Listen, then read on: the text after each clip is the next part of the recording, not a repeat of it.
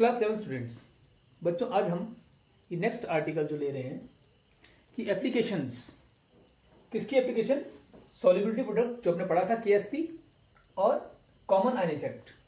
इन दोनों आर्टिकल्स में ये दोनों चीज़ें जो होती हैं सॉल्युबिलिटी प्रोडक्ट और कॉमन आयन इफेक्ट, इनकी क्या यूजेस हैं, क्या एप्लीकेशंस हैं। तो आइए देखते हैं कुछ एप्लीकेशंस। नंबर 1 हम ले रहे हैं, इनका यूज कब कर सकते हैं हम? सॉल्युबिलिटी प्रोडक्ट का यूज या फिर कॉमन आयन इफेक्ट का यूज कब कर सकते हैं? जैसे नंबर 1 है, हम इसका यूज कर सकते हैं कैलकुलेशन करने में। क्या कैलकुलेशन करने में? सॉल्युबिलिटी का, यानी कैलकुलेशन ऑफ सॉल्युबिलिटी। कैलकुलेशन कर सकते हैं हम इसका ऑफ सॉल्युबिलिटी का। सॉल्युबिलिटी, किसकी सॉल्युबिलिटी? हम पढ़ चुके सॉल्युबिलिटी क्या होती है, उसके बारे में हम और बात करेंगे। कैलकुलेशन ऑफ सॉल्युबिलिटी, किसकी सॉल्युबिलिटी? जो कम घुलने वाला साल्ट है, स्पेरिंगली सॉल्युबल साल्ट की सॉल्युबिलिटी निकाल सकते हैं। अब कैसे निकाल सकते हैं आइए देखते हैं। देखिए एक जनरल इक्वेशन समझाऊंगा पहले, फिर एक एग्जांपल लेके और फिर न्यूमेरिकल करते हैं। तो देखिए जरा, मान लीजिए अपने पास एक साल्ट है कि साल्ट का जनरल फॉर्मूला बी ए होता है, आप जानते हैं। इन जनरल बी कहते हैं, बी प्लस ए माइनस। तो अगर बी पे जो बी प्लस है और ए माइनस है, उसमें ऊपर एक्स प्लस हो सकता है चार्ज, इस पे वाई माइनस हो सकता है, कुछ भी प्लस कुछ भी माइनस हो सकता है, कैटायन एनायन, उससे साल्ट बन रहा है। तो ये वाला वाई यहाँ आता है और ये वाला एक्स यहाँ आता है। तो हम जनरल फॉर्मूला साल्ट का ऐसे कह सकते हैं, ये सॉलिड है और मान लेते हैं कि ये एक स्पेरिंगली सोल्यूबल साल्ट है, कम घुलने वाला साल्ट है। इस साल्ट को जब हम पानी में घोलेंगे, खुले पानी में, एक्वस में, तो ये बन जाएगा आपका टूटने पर ये वाला barium sorry B X plus ion देगा और ए बाय माइनस। दो तरह के आयन मिलेंगे, ए बाय माइनस और बी, मतलब कैटायन आयन मिलेंगे। कैटायन कितने संख्या में? वाई है, तो वाई लिख देंगे। एनायन कितनी संख्या में है? एक्स है, तो एनायन की संख्या एक्स है। इस प्रकार से हमें इतने कैटायन और इतने एनायन मिल जाएंगे, ये एक्स लिखा बेटे। अब इसमें हम क्या करते थे कि इसकी शुरू में अगर मान लीजिए कॉन्सेंट्रेशन 1 मान चलते हैं, जब टाइम 0 है, मतलब इनिशियल टाइम जब रिएक्शन स्टार्ट ही नहीं हुआ है, उस समय ये जो आयन्स है बिल्कुल नहीं बने होंगे, 0 होंगे, क्योंकि टूटा ही नहीं है, ढूला ही नहीं है अभी तक। टाइम 0 है मतलब अभी तक ये डिसोसिएट नहीं हुआ है, टूटा नहीं है, आयन्स बने ही नहीं है। लेकिन जब इसमें, क्योंकि ये कम घुलने वाला साल्ट है, स्पेरिंगली सोल्यूबल साल्ट, तो इसमें क्या होगा कि एरो ऐसा आएगा, इक्विलिब्रियम का फॉर्म में आता है। ये जो चीज कम घुलती है वो वीक इलेक्ट्रोलाइट होता है, उससे ऐसे दिखाते हैं हम इक्विलिब्रियम, क्योंकि ये स्पेरिंगली सोल्यूबल साल्ट है, कम घुलने वाला साल्ट। तो इसमें क्या होगा? इक्विलिब्रियम आएगा। इसका मतलब टाइम कौन सा लेंगे हम? Time of equilibrium, T equilibrium. वो कैसे लेंगे? 1 में से मान लो कुछ मोल्स टूट गए, जो घुल गए, डिसॉल्व हो गए, तो उसको हम कहते हैं सॉल्युबिलिटी। एस का मतलब सॉल्युबिलिटी, जितने मोल्स घुल जाते हैं उसी को हम सॉल्युबिलिटी कहते हैं। मान लीजिए इस एक में से कुछ हिस्से, कुछ मोल्स 0.1, 0.2, 0.02 कुछ भी टूट के घुल गए, तो जितने यहां से टूटेंगे उतने यहां बन पहुंचने चाहिए, लेकिन नहीं। देखिए इसके आगे 1 लगा, कुछ ना लिखा होता है, 1 लिखा होता है। इसका 1 मोल है, 1 मोल, और इनके y मोल है और इनके x मोल। तो एक के टूटने पर इसके y बन रहे हैं, y टाइम्स, एक से y गुना 1 टूटेगा तो वहां y बनेंगे। फिर यहां अगर s टूट रहा है, s मोल्स माइनस हो रहे हैं, तो यहां y times s, y into S होगा, y टाइम्स s, क्योंकि एक से y बनता है तो s से y into S, y times s बनेगा। और इसी तरह से यहाँ पे 1 से टूटने पर अगर x मोल्स टूटते हैं, तो यहाँ पर s के टूटने पर x टाइम्स s मोल्स टूटेंगे, ऐसा होना चाहिए। तो यहाँ की कॉन्सेंट्रेशन जो है इस कैटायन की इतनी होगी और इस एनायन की इतनी होगी at the time of equilibrium. अब आपको पता है कि हमने सॉल्युबिलिटी प्रोडक्ट निकाला था, पढ़ा था हमने केएसपी कुछ दिन पहले। तो केएसपी जो होता है उसको क्या होता है? सॉल्युबिलिटी प्रोडक्ट क्या होता है? जो आयन्स बनते हैं उनकी कॉन्सेंट्रेशन, यानी उनकी कॉन्सेंट्रेशन दी जाती है, एक इसकी बी एक्स प्लस की और एक इसकी ए वाई माइनस की, आयन्स की कॉन्सेंट्रेशन। लेकिन साथ ही साथ उनके जो नंबर ऑफ मोल्स होते हैं, ये कितने मोल्स आयन्स बन रहे हैं, अपने अपने मोल्स पावर में आते हैं। जैसे इसके y है तो पावर में y आएगा, उसके x है तो पावर में x आएगा, ऐसा लिख देंगे बेटे हम। अब जरा आगे चले, इसको थोड़ा सॉल्व भी करें, तो अगला स्टेप में आपका केएसपी उतरता रहेगा। और यहाँ पे क्या आएगा? Concentration of B X plus, इनकी कॉन्सेंट्रेशन कब लेंगे? इक्विलिब्रियम के समय। कितनी है वो? YS है, तो यहाँ YS लिख देंगे, y इंटू एस। और इसकी कितनी है? इसकी है x इंटू एस, तो यहाँ x इंटू एस लिख देंगे। बीच में भी मल्टीप्लाई हो रहा है, लेकिन इनकी पावर में भी तो कुछ है, यहाँ पावर में y है तो पावर में y आएगा, और यहाँ पावर में x है तो पावर में x आएगा। यहाँ से KSP आ जाएगा।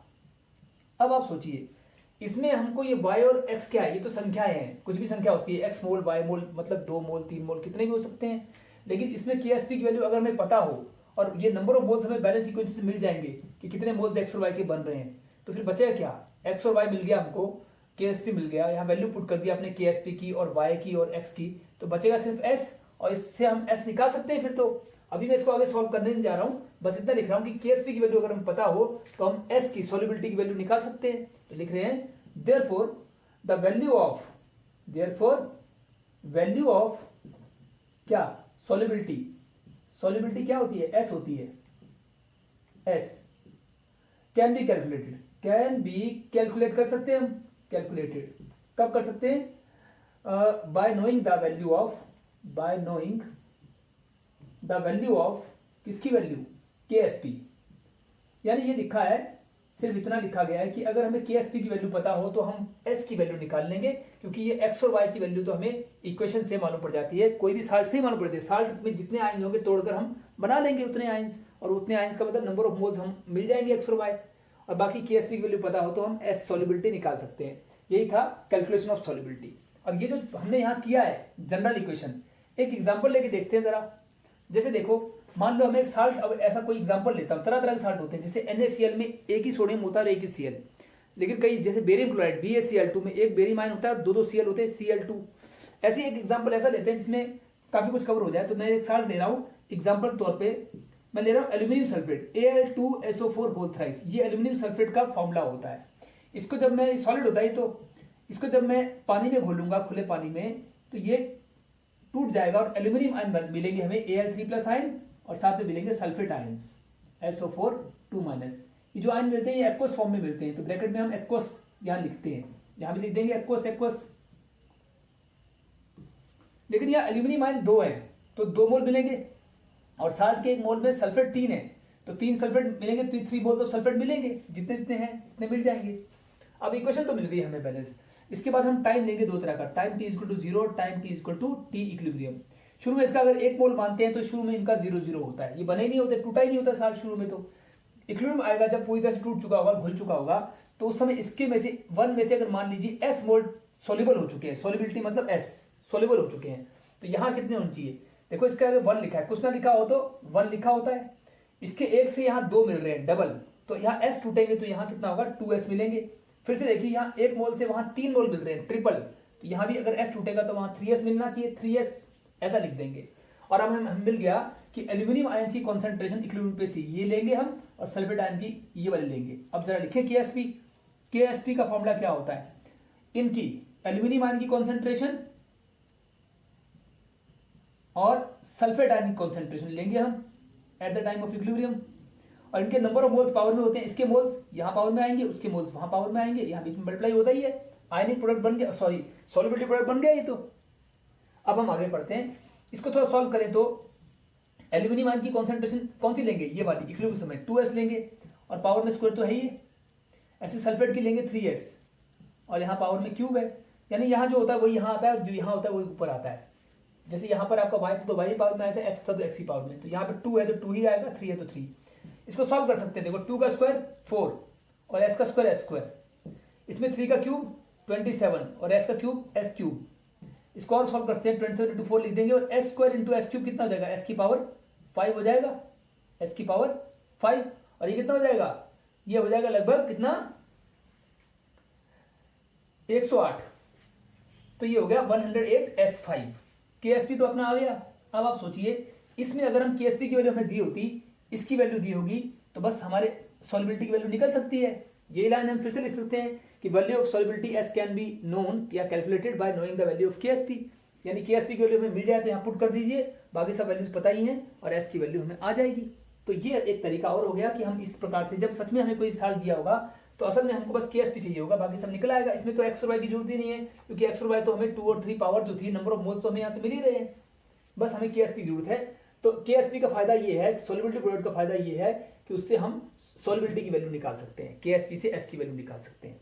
अब मैं इसके ऊपर एक एग्जांपल कराता हूँ, न्यूमेरिकल भी कराता हूँ। एग्जांपल तो चलो हो गया, ये एग्जांपल है, लेकिन इसके ऊपर मैं एक न्यूमेरिकल भी कराता हूँ ताकि मालूम पड़े कैसे क्वेश्चन आ जाएंगे। एक बेसिक को अभी भी कर रहे हैं हम न्यूमेरिकल, फिर बाद में उस पर कई तरह के डिफिकल्ट न्यूमेरिकल भी आ सकते हैं, वो बाद की बात है, प्रैक्टिस करेंगे। लेकिन उसके पहले मैं इसको आर्टिकल को समझाने के लिए हम जरा इसका एक न्यूमेरिकल उठाते हैं, आइए देखते हैं।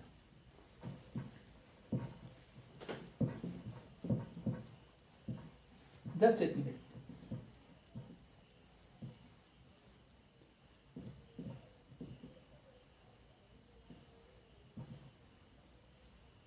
ये देखिए, एक न्यूमेरिकल लेते हैं। क्या क्वेश्चन है? हाँ, सिंपल सा है वैसे तो। Calculate the solubility of AX2X3। बोलता है AX2X3 है, एक बार फिर से बोलता हूं, calculate the solubility of A2X3। A2X3 एक साल्ट है और calculate its solubility in pure water. जब इसको हमने प्योर वाटर में मतलब एक्वस में घोल दिया तो इसकी सॉल्युबिलिटी निकालनी है। अब देखो, मैं जो सेंटेंस बोल रहा हूं, जो क्वेश्चन बोल रहा हूं, उसको मैं लिखूंगा नहीं। आप वीडियो को दोबारा करके अपनी कॉपी में इस क्वेश्चन को लिख लीजिए जो मैं बोल रहा हूं। एक बार क्वेश्चन बोलता हूं, calculate the solubility of A2X3 जैसा लिखा है in pure water, assuming that neither kind of ion reacts with water. Assuming that neither kind of ion reacts with water, full stop. The solubility product of A2X3 is 1.1 into 10⁻⁻23। ये आप note कर सकते हैं, बाकी मैं इसको समझा रहा हूं। बोलता है आपको क्या निकालना है? सॉल्युबिलिटी निकालनी इस साल्ट की, जबकि इसको प्योर वाटर में घोल रहे हैं। तो उसके बाद कहता है कि सॉल्युबिलिटी प्रोडक्ट की वैल्यू दे रखी है KSP की वैल्यू। तो साथ ही साथ आपको KSP की वैल्यू भी यहां दे रहा है कि यहां लेता हूं, KSP की वैल्यू आपको दी हुई है। कितनी दी है? 1.1 इंटू 10 टू द पावर कितना था?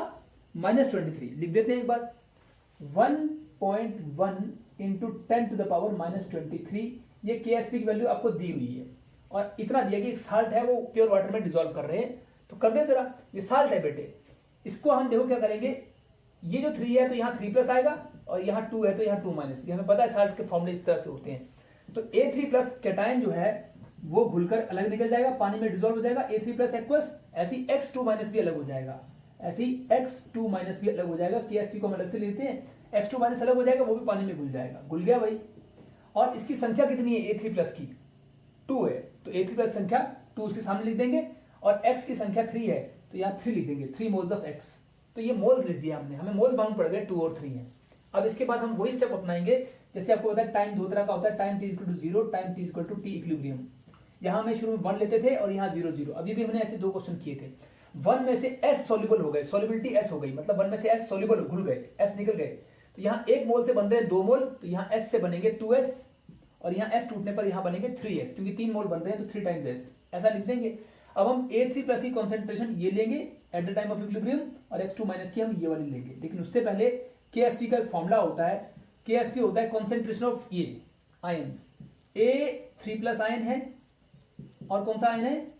X वाला है 2 माइनस आयन, लेकिन इनके नंबर ऑफ मोल्स होते हैं वो उनकी पावर में आते हैं। यहाँ 2 आ जाएगा और ये 3, अपने अपने respective number of moles power में आ जाएंगे कॉन्सेंट्रेशन टर्म्स के ऊपर। चलिए ठीक है, यही होता है सॉल्युबिलिटी प्रोडक्ट। अब इसमें वैल्यू पुट करें, इसकी वैल्यू ये वाली, इसकी ये वाली और उसकी वो वाली पुट करें। यहाँ 2S आएगा लेकिन ऊपर स्क्वायर भी है और यहाँ आएगा 3S और ऊपर क्यूब भी है। सॉल्व करेंगे तो क्या आएगा? जैसे हमने पहले किया था 2 to 4, 4S स्क्वायर और या 3 3 9 3 27, 3 का क्यूब 27S क्यूब और सॉल्व करके ये हमारा पिछली बार की तरह 108 S की पावर 3 और 2 5 हो जाएगा। ऐसा हमने क्वेश्चन किया था। लेकिन ये साल्ट में तो ये साल्ट वैसा ही जैसा हमने पिछला एग्जांपल किया था, वहां एल्यूमिनियम था Al2 और सल्फेट थे 3 SO4 होल थ्राइस 3 थे, यानी वो एग्जांपल ठीक इसके जैसा था। लेकिन हर एग्जांपल ऐसा नहीं होगा, हर एग्जांपल में इतने आयंस नहीं बनेंगे। किसी इसमें तो 2-3 मोल्स बन रहे हैं, किसी में 1 और 2 बन सकते हैं, 1 और 1 बन सकता है। उसके अकॉर्डिंग आपने यहाँ पावर भरनी है और इसी प्रकार सॉल्व करना है। चलिए अब आगे चलते हैं। तो KSP आ चुका है, हमें क्या प्रूव करना है कि अगर हमें KSP की वैल्यू पता हो तो S की वैल्यू निकल सकती है। तो देखिए आप इसमें हम क्या करेंगे, KSP की वैल्यू पुट कर देंगे। पहले तो ऐसे लिख देंगे 108 इसके नीचे आ जाएगा, तो S की पावर 5 जो है वो कितनी हो जाएगी? KSP के नीचे आ जाएगा 108 और S की पावर 5, इसका 5th रूट ले लेंगे। ये हमने 5th रूट लिया तो इसका 5th रूट लेंगे। 5th रूट कैसे लिखते हैं?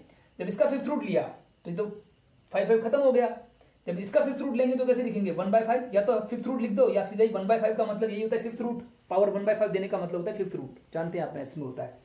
अब इसमें कुछ नहीं करना है, KSP की वैल्यू पुट करनी है। देखो KSP वैल्यू दे रखी है 1.1 इंटू 10⁻⁻23 और नीचे है 108 और पावर है 1/5। तो S इक्वल टू इतना आ रहा है, इसके बाद लॉग ले लेंगे। तो मैं इसको यही करता हूं, नीचे 1.1 इंटू 10⁻⁻23 था और नीचे 108 था और पावर थी 1/5। उसको मैं यहाँ लिखना ज्यादा समझूंगा। ऐसा करने के बाद अब इतना आ चुका है बेटे। अब आपको S की वैल्यू कैसे निकालनी है? लॉग ले लो पहले, फिर एंटी लॉग। जब हम लॉग लेंगे, लॉग ऑफ S लेंगे यहाँ पर, तो यहाँ पर भी लॉग लेंगे। लॉग ऑफ इसका, लॉग ऑफ 1.1 और ऊपर जो होता है वो प्लस होता है, प्लस लॉग ऑफ 10⁻23 और जो नीचे होता है वो माइनस होता है, माइनस लॉग ऑफ 108 और जो पावर होती है वो बाहर आती है, पावर बाहर आ जाएगी, सबके साथ कॉमन आ जाएगी, जो लॉग के ऊपर पावर आती है वो बाहर आती है। ये मैथ्स है सिंपल। अब इसको हम सॉल्व कर सकते हैं। देखो इसको मैं यहीं पे कर देता हूँ या अगले में, हाफ को हाफ लिखा, लॉग ऑफ 1.1 को निकाल लेंगे कुछ देर में, और ये पावर जो बाहर आती है तो log 10 की पावर जो है -23 वो बाहर आ जाएगी और log 10 बचेगा, मतलब -23 log 10, तो log 10 तो 1 होता है, खत्म हो गया, -23 आ गया और इसको भी करेंगे माइनस लॉग 108। अब इसकी वैल्यू हमें दे रखी है, यहां तक तो हम पहुंच गए। अब हमें क्या चाहिए इसके बाद, हमें log 1.1 की और log 108 की वैल्यू चाहिए। तो इसकी वैल्यू इस समय हमारे पास नहीं है, इसकी वैल्यू हम निकाल सकते हैं कैलकुलेटर से भी और लॉग टेबल से भी, वैसे देख कर निकलेगी नहीं। इसका तरीका होता है कि लॉग टेबल होता है बेटे, लॉग टेबल से लॉग 1.1 की वैल्यू निकाल लेंगे, ऐसे लॉग 108 की वैल्यू भी लॉग टेबल से निकलेगी और हम यहाँ लिख देंगे, या फिर कैलकुलेटर से देख के भी निकल सकती है। तो दोनों कैसे मेथड से इसको निकालेंगे, ये वैल्यू और ये वैल्यू, उसके बाद तो सिंपल मैथमेटिक्स है। तो इसके बाद मैं ऐसे कह रहा हूँ कि ये आपका निकल आएगा, log S is equal to something आ जाएगा, ये सॉल्व करके मान लीजिए एक्स आ जाता है सारा, तो फिर एस को इसको एंटी लॉग ले लेंगे और आंसर आ जाएगा। अब ये लॉग और एंटी लॉग कैसे लेते हैं मैं यहाँ पे रोकता हूँ, क्यों, कारण ये है कि अभी मैं या तो कैलकुलेटर उठाऊं और उसको सॉल्व कर दूं, और या फिर इस दिन आपको लॉग टेबल समझाया जाए कि लॉग टेबल कैसे निकाले जाते हैं उसके अकॉर्डिंग। फिलहाल मैं इसका आंसर आपको सामने लिखता हूं कि इसका आंसर होगा कितना, ये जो क्वेश्चन था इसका आंसर है 1 × 10⁻5। इसका एस की वैल्यू सॉल्व करने पे आएगी 1 × 10⁻5, ये सॉल्व मोल पर लीटर, ये आंसर आ जाएगा अल्टीमेटली। अब ये लॉग कैसे लिया है, कैसे लॉग टेबल देखते हैं, वो हम यहाँ नहीं करेंगे क्योंकि उसका लॉग टेबल पूरा दिखाना पड़ेगा, क्योंकि बच्चों ने अभी सीखा नहीं है वो चीज़, तो उसके लिए पूरा लॉग टेबल पहले समझाना पड़ेगा कि लॉग टेबल से कैसे वैल्यू निकाल जाती है, उसके बाद फिर वैल्यू निकाल कर यहाँ पुट करनी पड़ेगी, उसको करते करते न्यूमेरिकल बहुत लेंथी हो जाएगा।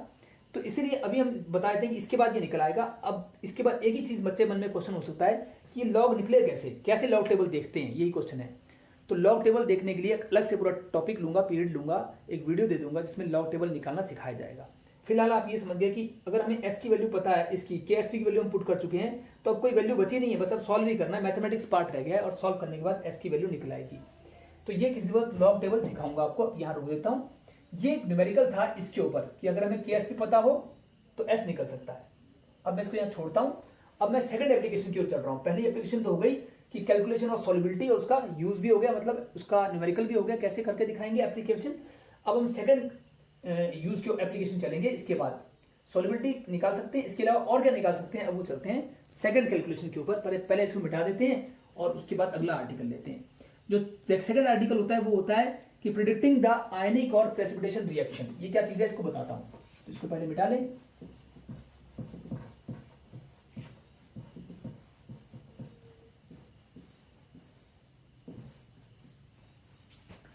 पहली को मिटा रहा हूं बेटे एप्लीकेशन को, और दूसरी एप्लीकेशन लिख रहा हूं। क्या यूज है इसका कि इन प्रिडिक्टिंग द